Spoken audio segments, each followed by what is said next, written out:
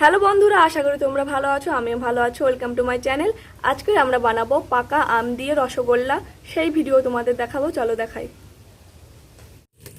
আজ বানাবো আমের রসগোল্লা।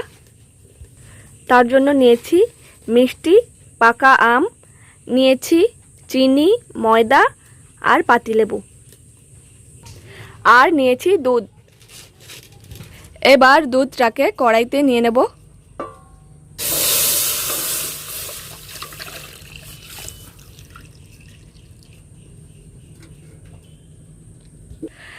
দুধটা গরম হয়ে গেলে পাতিলেবু দিয়ে ছানা কাটিয়ে নেব। এবার আমের ছালগুলোকে ছাড়িয়ে নেব।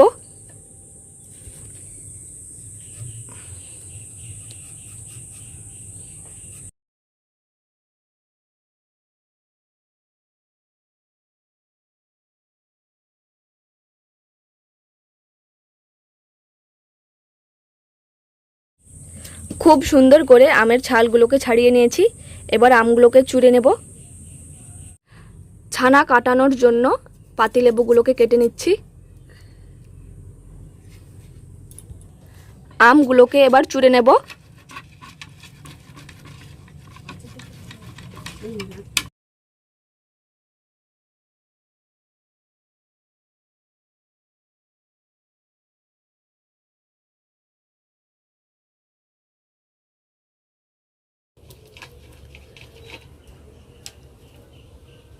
করতে পারছিস?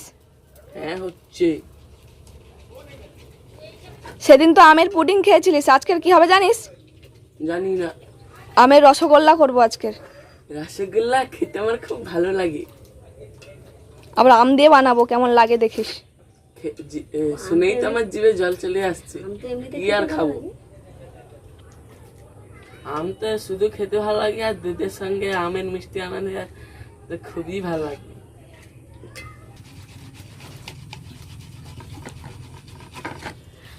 আমটা মিষ্টি লাগছে? আমটা এত মিষ্টি, মিষ্টিতে না চিনি দিলেও হবে।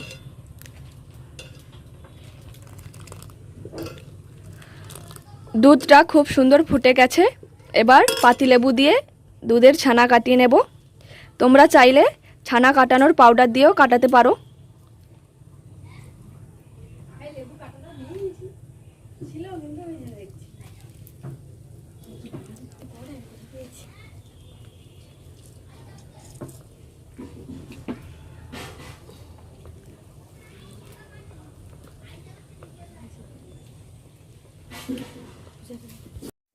খুব সুন্দরভাবে ছানাটা কেটে যাচ্ছে।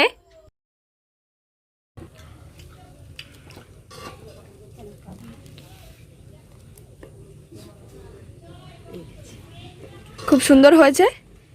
এবার নামিয়ে নেব। অনেক ছানা করবে।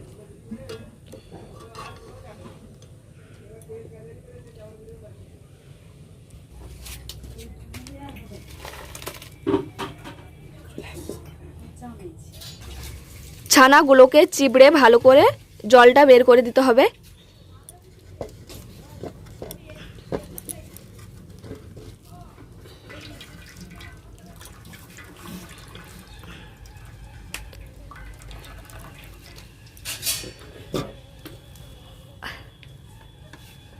এই যে কত জল আছে ছানার মধ্যে।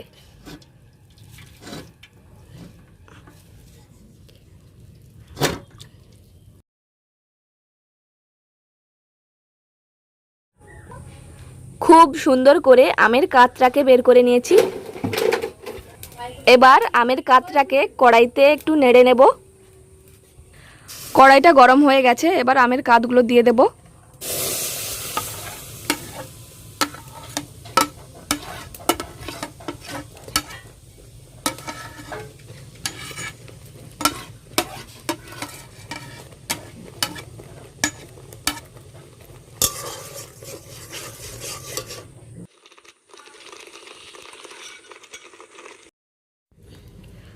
ছানা থেকে খুব সুন্দর করে জল বের করে নিয়েছি। এবার এটাকে ভালো করে ডলে নিতে হবে।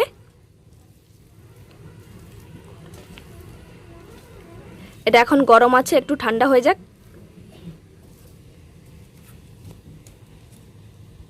আমের কাতটাকে এবার নামিয়ে নেব। এবার চিনির সিরাপটা বানিয়ে নেব। এই বাটিটার 5 বাটি জল দেব।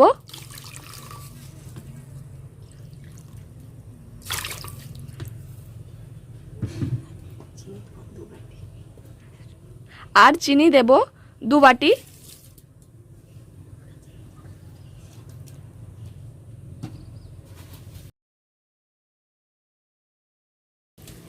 ছানাগুলোকে ভালো করে দলে নিতে হবে।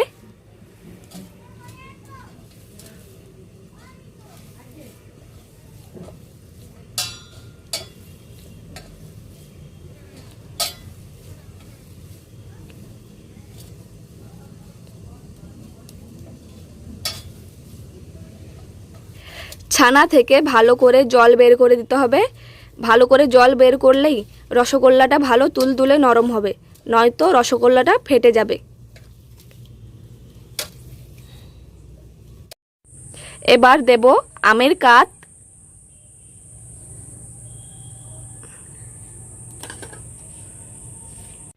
এটাকে ভালো করে মাখিয়ে নেব।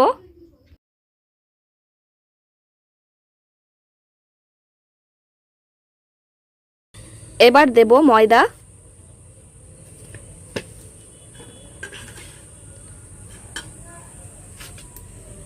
এটাকে ভালো করে মাখিয়ে নেব।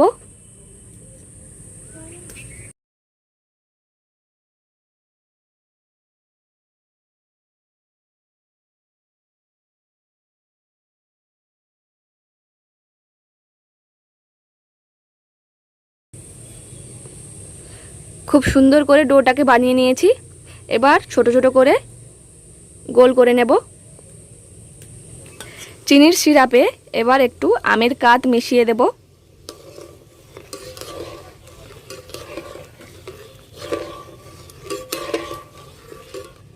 আমের খোসাগুলোকে ছেঁকে ফেলে দেব।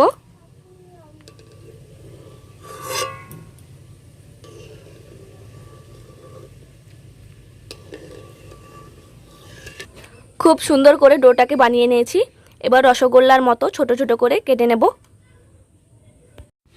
এবার ছোট ছোট রসগোল্লা বানিয়ে নেব।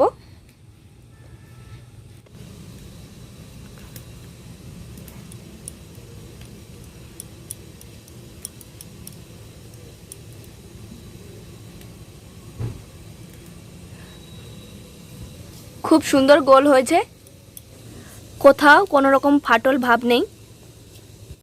কিছুক্ষণের মধ্যেই কতগুলো রসগোল্লা বানিয়ে ফেললাম। চিনির সিরাপটা খুব সুন্দরভাবে তৈরি হয়ে গেছে। এবার রসগোল্লাগুলোকে দিয়ে দেব।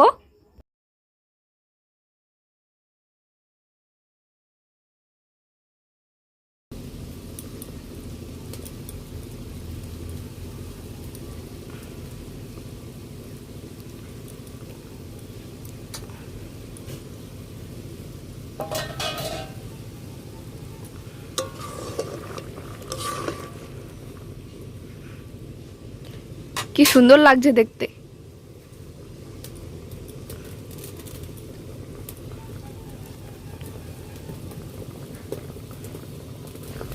চিনির সিরাপের মধ্যে রসগোল্লাগুলো 10 মিনিট থাকার পর এগুলোকে নামিয়ে নেব।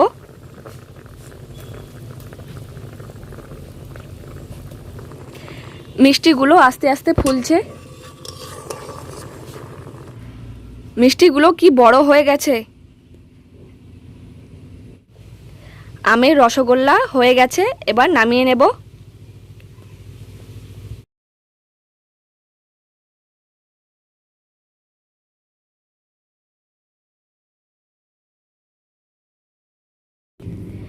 আমের রসগোল্লা রেডি।